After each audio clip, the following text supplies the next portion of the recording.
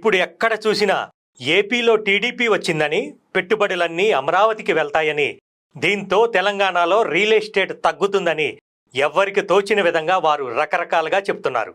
కానీ ఇవేమీ నిజం కాదు. 2014లో రాష్ట్రం విడిపోయినప్పుడు కూడా ఇక తెలంగాణలో రియల్ ఎస్టేట్ పడిపోద్దని, రేట్లన్నీ తగ్గిపోతాయన్నారు చాలామంది. కానీ వాస్తవం ఏంటో మనం మన కళ్ళతోనే చూశాం.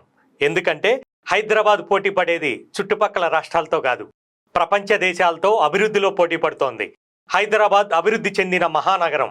ఇక్కడ ఉన్న పొటెన్షియల్ మరెక్కడా లేదు.